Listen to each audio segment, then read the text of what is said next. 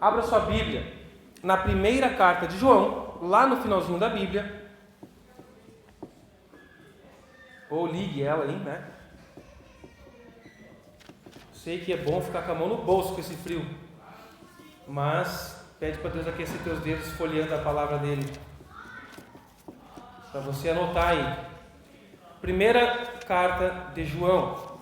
Essa carta aqui, assim como a carta aos Hebreus, não tem o nome do autor, do remetente, na carta, mas há evidências internas no texto e externas na história, na tradição, na história da igreja, que nos deixam com poucas dúvidas, poucas possibilidades de ter sido alguém diferente do que João.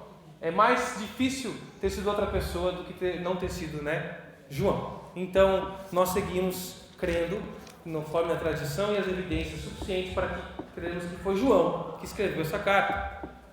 Assim como não tem o nome do remetente, ela não tem o nome de um destinatário específico, como a carta de Paulo a Timóteo, a Tito, a igreja em Éfeso, a igreja em Filipos, né, que é Filipenses e Efésios. Ela é uma carta mais geral. Muito provavelmente uma carta que foi escrita para circular numa região entre várias igrejas. Hoje nossa mensagem não é no que crer, por que crer.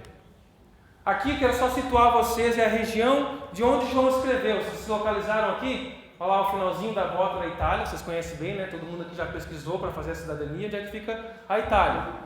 É por ali, a Grécia, Atenas, todos aqueles lugares maravilhosos que você já conheceu no Google, está aqui, a Grécia. Se Deus deu o privilégio para alguém aqui, né? Um dia, quem sabe, que benção que seria. Eu gosto muito bonito aquelas águas, aquelas fotos, aquelas casinhas brancas, quadradinhas, e aquela água mais azul que é a bandeira do Grêmio. Muito bonito. E essa região aqui, eu vou dar um zoom aqui na região onde nós estamos falando, de onde João escreveu, mais especificamente, aqui Éfeso, que é uma cidade portuária, uma cidade muito importante, que tinha enorme influência na região aqui para dentro da Ásia, por Turquia. Aqui são as outras cidades que receberam as cartas de João do Apocalipse, né? A carta da Revelação. João escreveu ali da ilha de Patmos e a carta de Apocalipse circulou e tem as mensagens às igrejas, lembram? Ele escreve provavelmente para essa região de Éfeso, que é onde ele estava. E essa carta ia circular por essas igrejas ali. E Éfeso era uma cidade muito rica e muito influente aqui na Ásia. Por isso que era uma região de muitos ataques filosóficos, doutrinários, de doutrinas. Porque o que acontecia ali ia acabar respingando no interior, influenciava muito no interior. Então, o que acontecia ali ia reverberar muito rápido e forte por toda a região. Apesar de alguns de vocês aqui gostarem desses assuntos introdutórios, eu não vou tratar em muitos detalhes isso hoje, né? Vai ficar ao longo das mensagens algumas coisas para nós podermos explorar mais a mensagem aqui. Por isso eu resumi para vocês bem rápido o essencial. João escreveu dessa região para uma carta que ia circular em várias igrejas. E no texto de hoje nós veremos no que crer e para que crer. João vai fazer uma revisão de quem é Jesus na sua introdução e por que Jesus quer que nós creiamos nele. Vamos ao texto bíblico, 1 João 1, do 1 ao 4. Acompanhe na sua Bíblia, no seu celular ou aqui na tela. Assim diz a palavra de Deus: proclamamos a vocês aquele que existia desde o princípio, aquele que ouvimos e vimos com os nossos próprios olhos e tocamos com as nossas próprias mãos. Ele é a palavra da vida. Aquele que é a vida nos foi revelado e nós o vimos. Agora testemunhamos e lhes proclamamos que ele é a vida eterna e estava com o Pai e nos foi revelado. Anunciamos-lhes aquilo que nós mesmos vimos e ouvimos, para que tenham comunhão conosco. E nossa comunhão é com o Pai e com seu Filho, Jesus Cristo.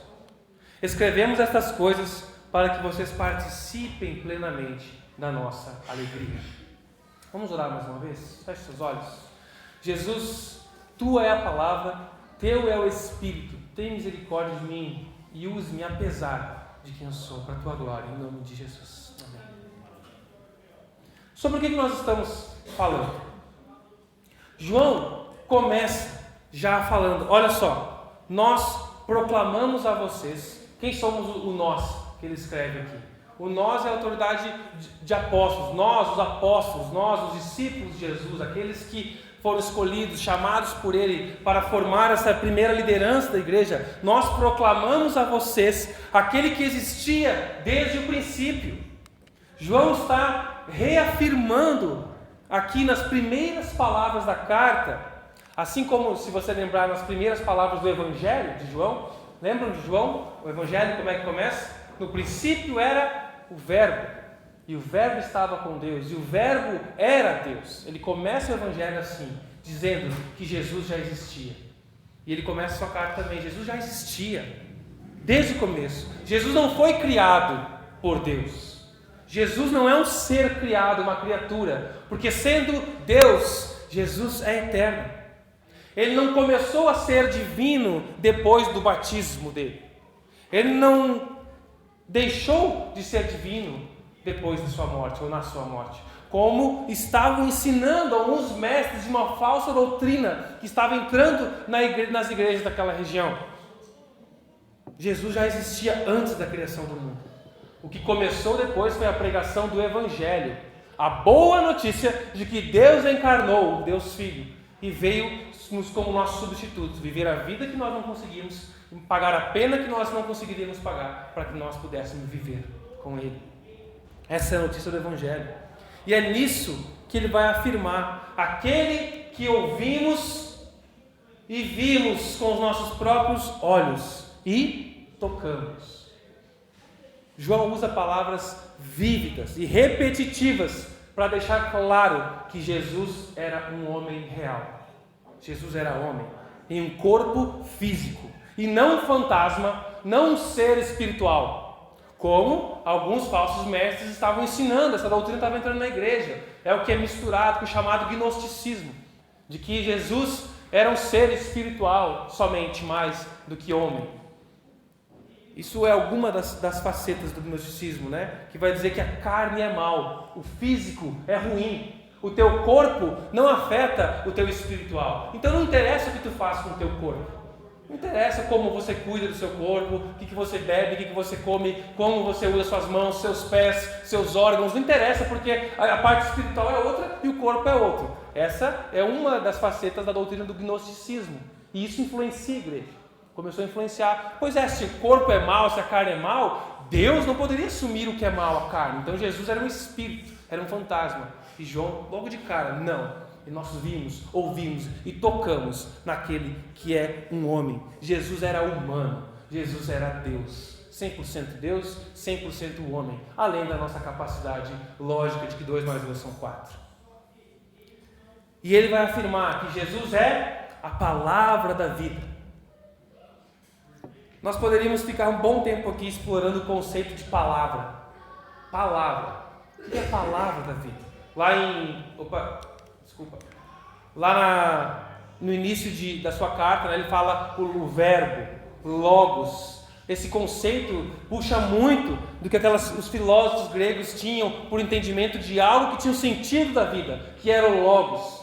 Eu não vou me ater muito aqui nisso, mas o que João está falando é que Jesus estava lá desde o início.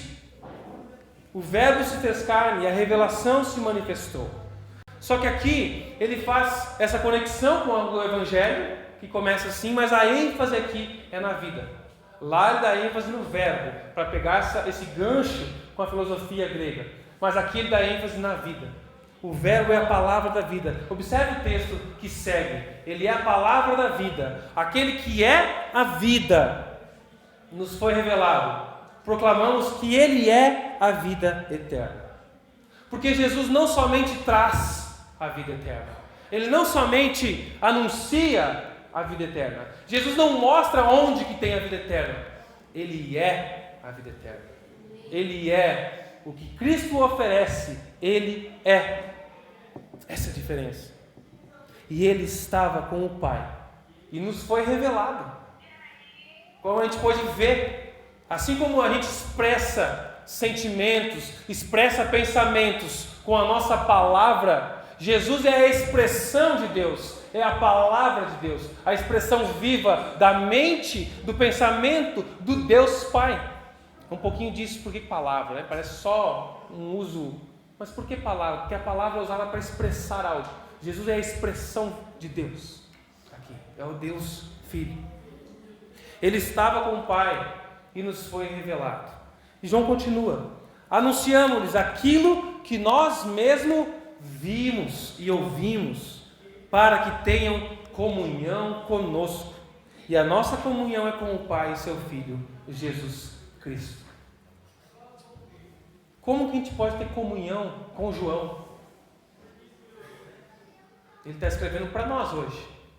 A carta perdurou, Deus preservou, para que nós tenhamos comunhão com eles. Como a gente vai ter comunhão com João? A dificuldade de a gente responder isso é porque a gente acha que comunhão é apenas um relacionamento social. Que o ministério de comunhão é o ministério de RP da igreja, Relações Públicas. Vamos fazer algo para melhorar a comunhão. Vamos fazer algo para aumentar a nossa comunhão, que a gente acha que é aquele social, assim, né? Comer, estar junto, rir. Hoje a gente teve um tempo de comunhão tão legal. Mas a palavra comunhão, ela é muito importante no vocabulário cristão. E todo esse enredo aqui que a gente usa mais comumente sobre comunhão, não é a essência da palavra. Não é sobre isso. Nós atribuímos diversos significados à comunhão, à koinonia, né? A palavra grega dá diversos significados. E eu não quero ser reducionista, isso tudo é importante. Mas muito do que nós atribuímos como definição da comunhão, ela é na verdade um resultado da comunhão. Ter esse social, gostar de estar junto, isso é resultado da nossa comunhão, deveria ser resultado da nossa comunhão. Em resumo, comunhão significa simplesmente ter em comum, ter algo em comum, ter participação conjunta em algo. Quem casa com comunhão de bens, o que significa? Significa que a gente fica ali, nossos bens, que legal. Não, nós partilhamos, agora é meu e seu, algo em comum, né? Tem gente que tem medo disso. Mas preste atenção. Como pecadores que nós somos, que o homem natural é, que toda a humanidade é, como afirma a palavra de Deus em Romanos, né?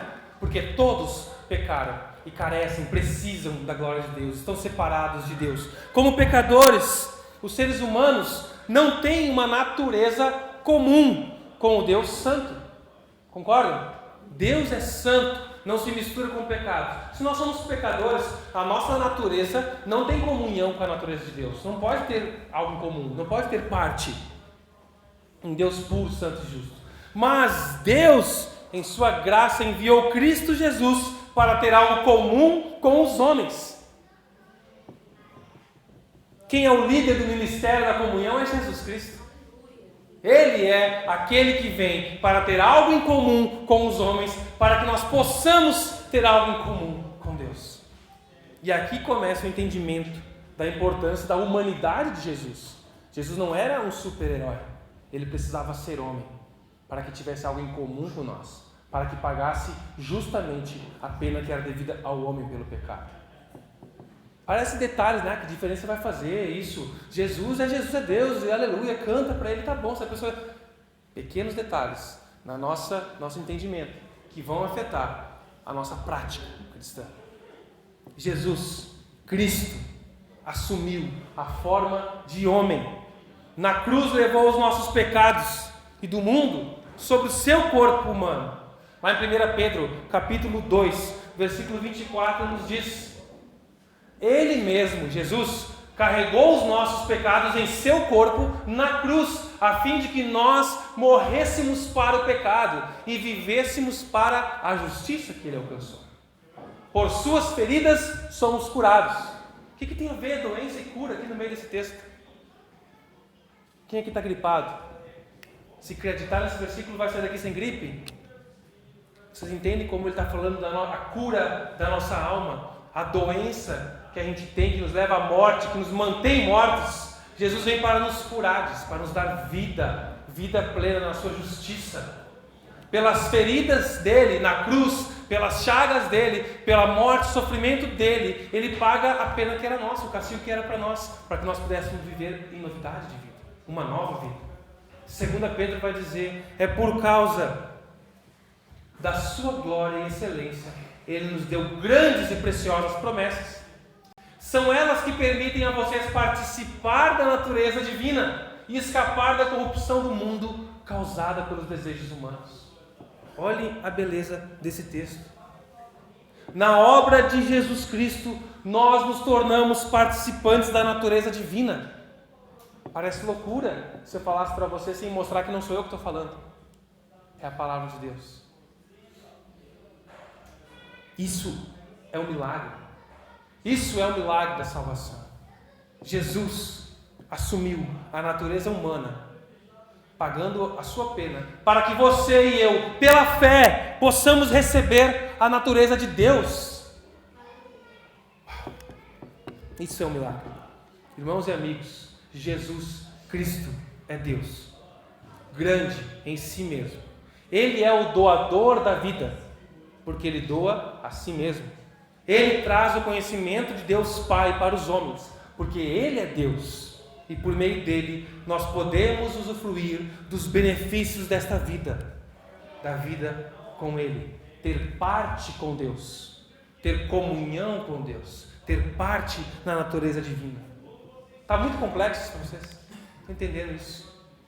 Estão entendendo a teoria, mas o que isso muda na prática, na minha vida? O que eu faço isso amanhã? O que eu faço com isso amanhã de manhã? Essas coisas que João está escrevendo aqui, João, ele escreve de uma maneira, parece empolgada, assim, a pena dele era muito rápida, porque ele dá a volta no assunto, ele vai para um outro assunto, e de repente ele repete o assunto, e ele vai dando círculos em cima de algo essencial. Diferente de Paulo, né, que é todo racional. Se você vai ler uma carta de Paulo, ele vai desenvolvendo o argumento, vai usando técnicas de argumentação, até chegar onde ele quer. E tudo é importante. João já dá a cereja do bolo, ele fala mais um pouco e depois volta e fala, e nós vamos explorar esse aspecto de João nessa série. Porque se a mensagem cristã de Cristo, não é a mensagem das igrejas que se dizem cristã, mas se a mensagem cristã for ouvida, aceita e praticada, ela resultará em alegria plena e não circunstancial. A sua alegria, porque ela vai ter parte da natureza divina, ela não vai depender do seu saldo bancário, ela não vai depender da sua saúde, ela não vai depender dos seus bens, porque ela vai estar firmada na natureza divina. E isso vai fazer diferença para que você passe por momentos de oscilação no seu saldo bancário, de oscilação no seu emprego, no seu lar, nos seus relacionamentos, porque você vai ter uma natureza divina que vai fazer diferença. É o que vai dizer o versículo 4. João diz: escrevemos estas coisas para que vocês, que vão estar lendo a carta, participem plenamente da nossa alegria. Essa é a minha versão NVT. A NVI vai dizer: escrevemos estas coisas para que a nossa alegria seja completa. NVI e NAA traduzem da mesma maneira, assim. E eu gostei muito da versão do pastor Eugene Peterson, já falecido. Ele escreveu uma paráfrase da Bíblia chamada A Mensagem. É uma linguagem bem interessante, bem legal para você ler a Bíblia também. Ela não vai trazer fidelidade ao texto original, mas ela ajuda numa interpretação. Então é bom ler junto com outro texto sempre. Mas é muito gostoso de ler, e eu gostei muito de ler. E ele escreveu da seguinte forma: a razão de eu estar escrevendo é apenas essa. Queremos que vocês desfrutem isso também. E a alegria de vocês duplicará a nossa.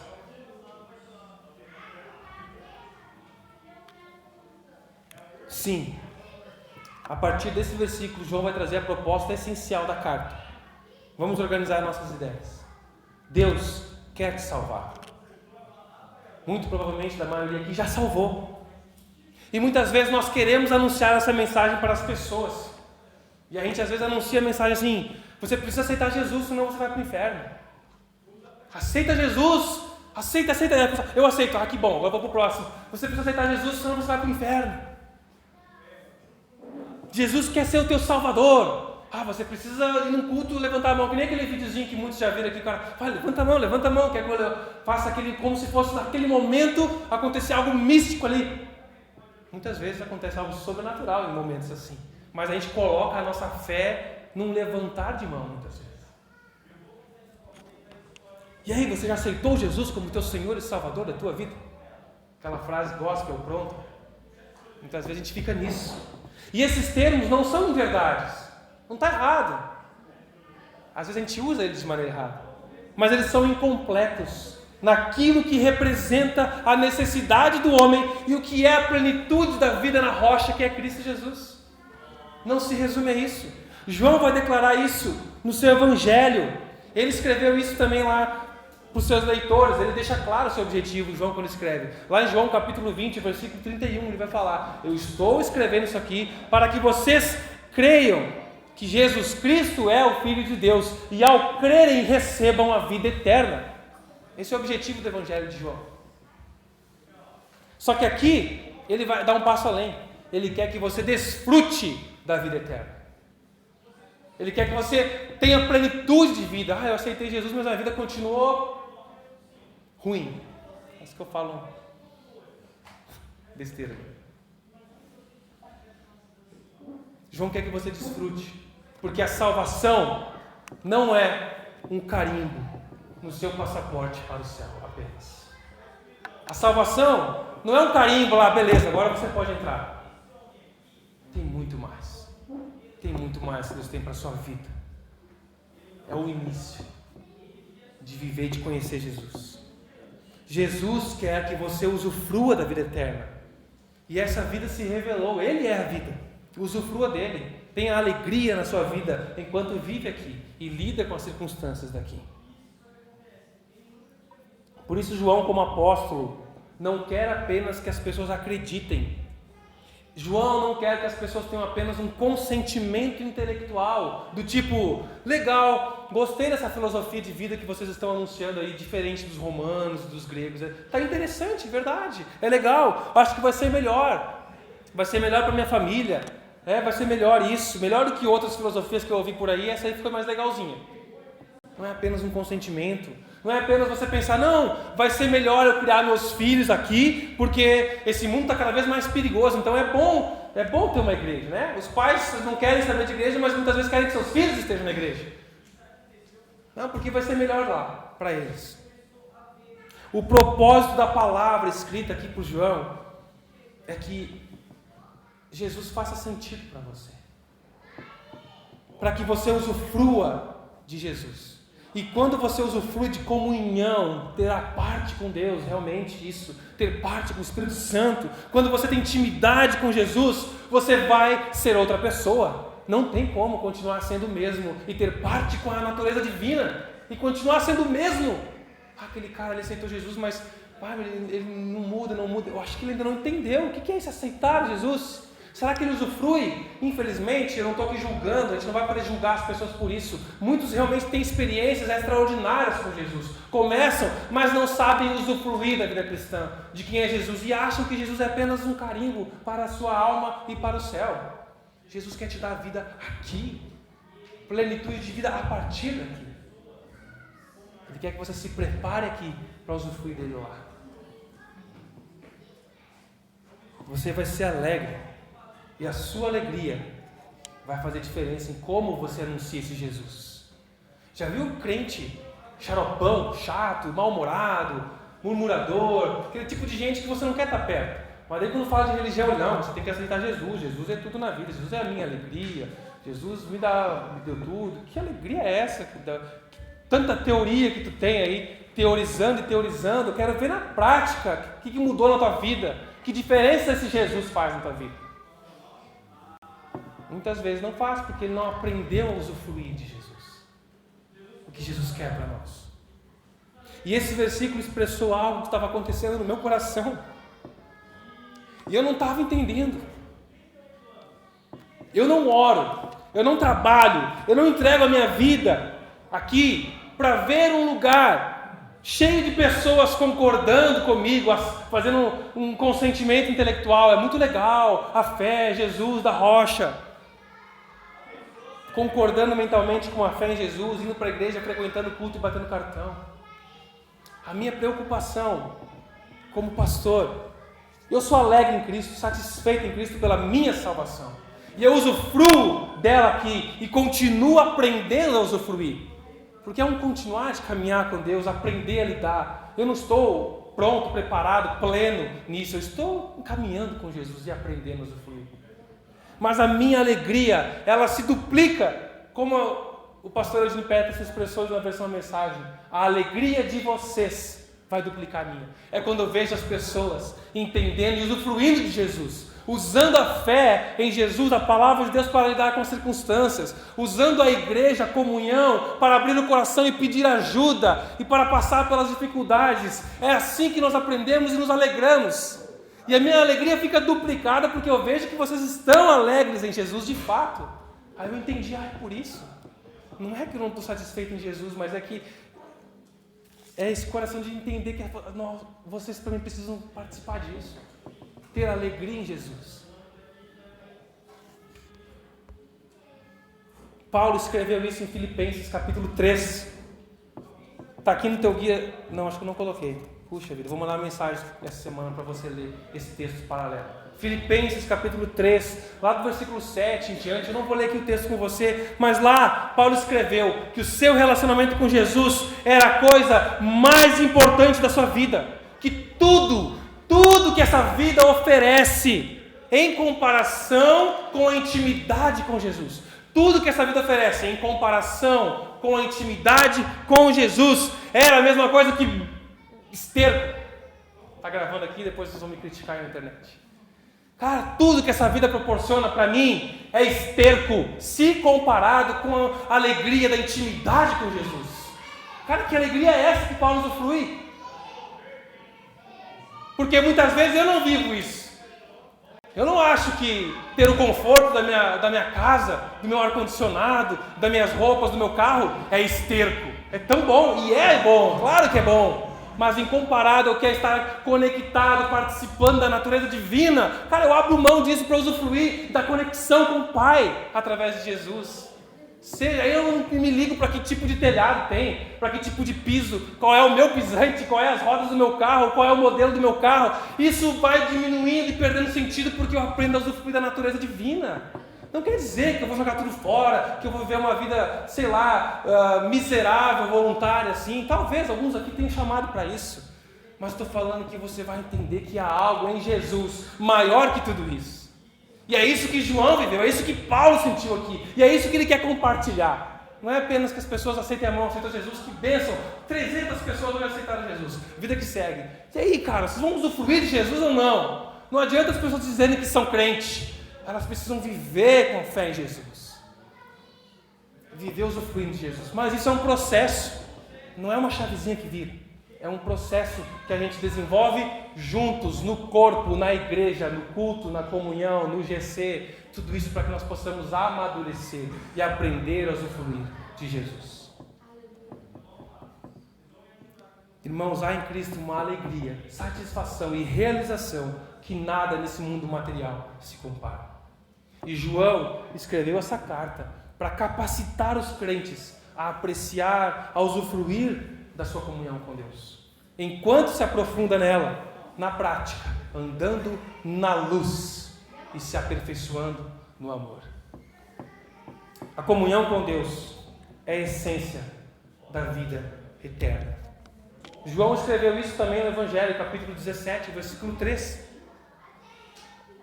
Esta é a vida eterna, que te conheçam, o único Deus verdadeiro, e a Jesus Cristo, a quem enviaste. E o conhecer a Cristo não é saber quem Ele é, não é acreditar somente, mas se relacionar e prosseguir nesse relacionamento com Jesus. João quer motivar os seus leitores a cultivar uma maior intimidade com Deus. Quanto maior a intimidade, maior a comunhão, maior a minha parte na natureza divina. Quanto maior for a nossa intimidade com Deus, mais experimentamos do que é a vida eterna, maior a alegria plena e o verdadeiro amor. Isso soa utópico, mas é possível. Talvez você pense, né? Mas João e Paulo, eles andaram com Jesus. Eu vejo The Chosen, aqueles caras andando lá com Jesus. Nossa, queria eu estar lá. Você não percebe o quanto desligados são os discípulos enquanto estavam ali com Jesus, a dificuldade de entender as coisas. Nós temos a revelação completa na nossa mão.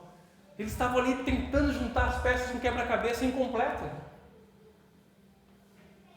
E aí você pensa, mas se eu tivesse visto como João viu, eu seria um crente mais forte, diferente, ia ser mais ousado para falar de Jesus, para viver essa fé, que o resto é esterco, se comparar à intimidade com Jesus.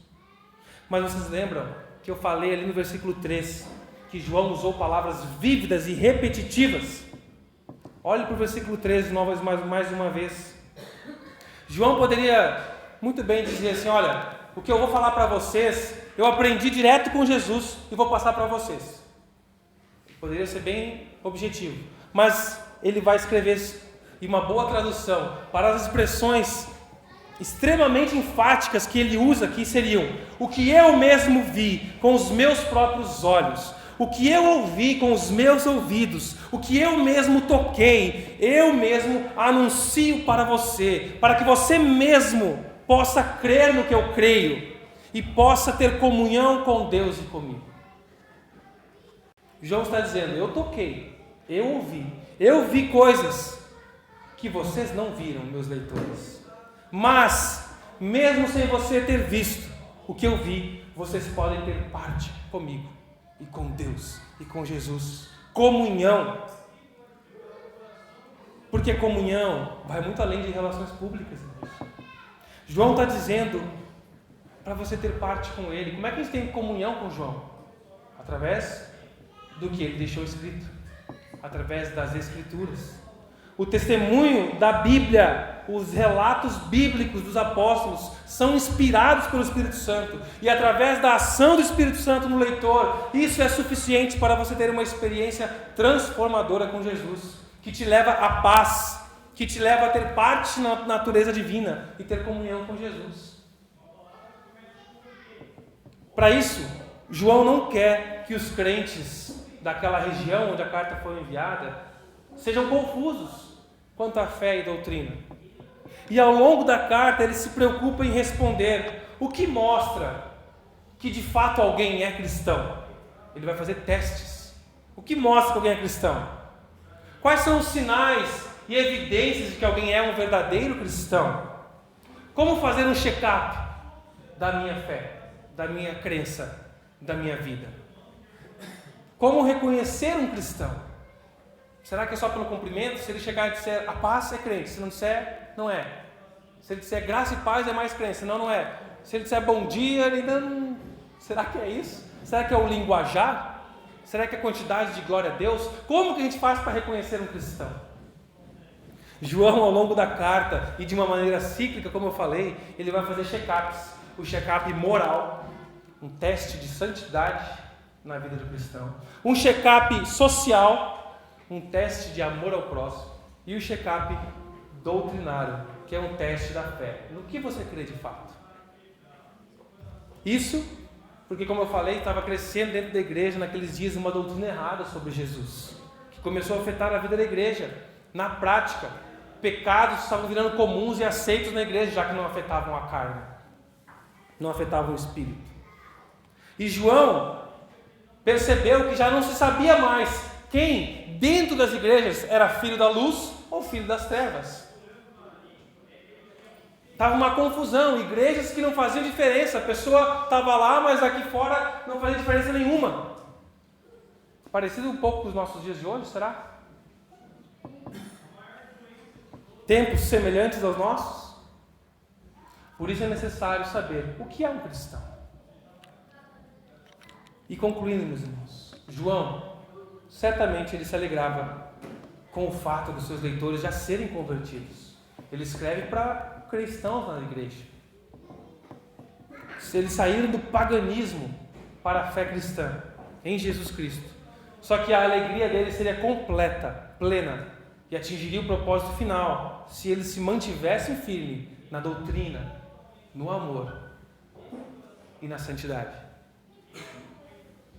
A proclamação da mensagem não era um fim em si mesma.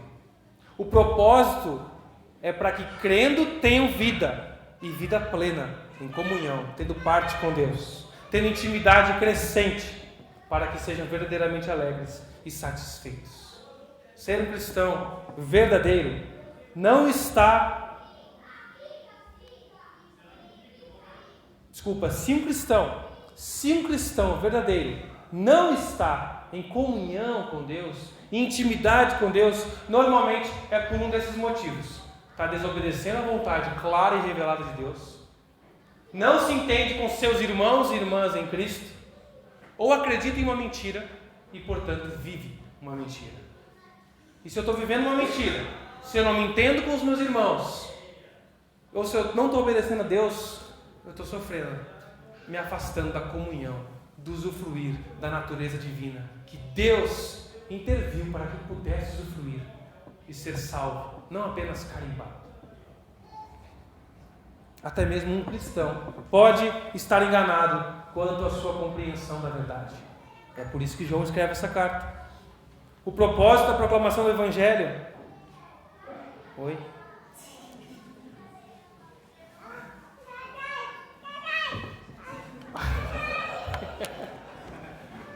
Resgate. Sofreu. Fingido, é fake? É fake? Não se preocupe. Conheço esse choro. É o fake número 3 esse. Irmãos, por isso que o propósito da proclamação do Evangelho, da mensagem, não é somente a salvação, mas a comunhão. Este é o sentido da salvação de uma maneira mais abrangente, a reconciliação com Deus, com Cristo Jesus. E como nós veremos ao decorrer da série, ter uma parte na santidade de Deus e no amor de Deus. A carta de João é para que, conhecendo Jesus, possamos viver em alegria e comunhão com Ele e com o seu povo. Você precisa ser salvo? Precisa ser salvo? Será? E depois? Percebemos que Deus não quer apenas carimbar o teu passaporte, o meu passaporte para o céu. Ele quer carimbar a tua vida todos os dias. Parte comigo, intimidade comigo. Eu quero mudar o teu jeito de pensar, eu quero mudar o teu jeito de falar, eu quero mudar o jeito de você olhar para as pessoas, eu quero mudar o jeito de você se relacionar com o seu dinheiro, eu quero mudar o jeito de você se relacionar com os teus bens, eu quero mudar o jeito de você desejar as coisas deste mundo, porque eu quero que você usufrua da minha natureza e não dos desejos corrompidos humanos somente.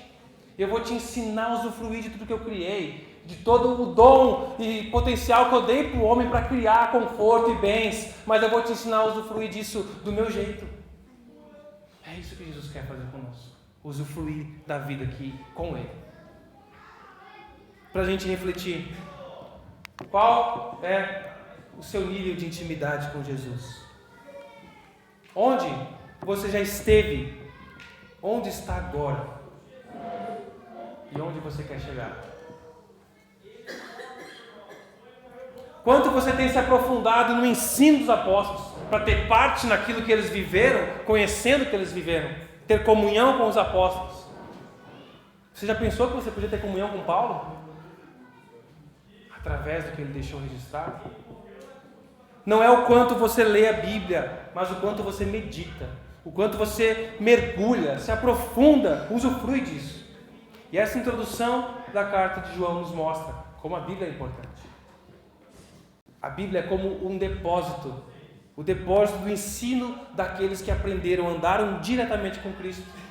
Os cristãos que negligenciam o usufruto desse depósito, a leitura, a meditação na palavra de Deus, estão perdendo o privilégio da alegria, da intimidade com o Pai. E com certeza vão definhando na fé.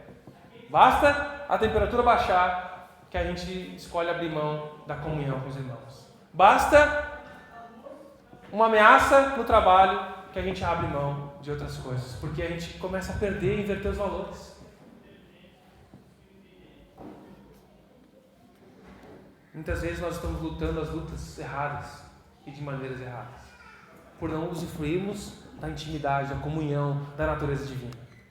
Quanto você usufrui de uma vida diferente com Jesus? E eu não me refiro se você mudou seu vocabulário apenas, o seu jeito de se vestir apenas, os lugares que você frequenta no domingo apenas. Mas o quanto você busca crescer na intimidade com Jesus, moldando a sua maneira de olhar para o mundo, a sua cosmovisão.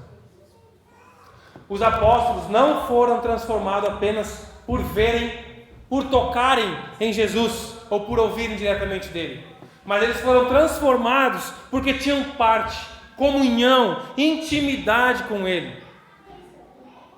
Eles se entregaram não apenas a um rabino, não apenas a um Messias, mas a um Senhor, a um Salvador. Eu quero te obedecer, eu quero viver como tu vives, eu quero abrir mão de tudo que eu aprendi para aprender contigo como viver.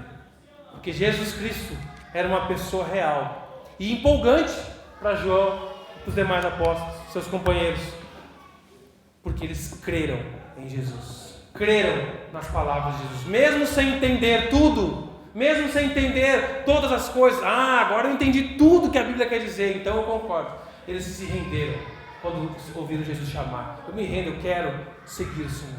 E no caminhar eu vou entendendo as coisas vão se encaixando. Algumas não, mas está pleno, está tranquilo que eu estou com Jesus.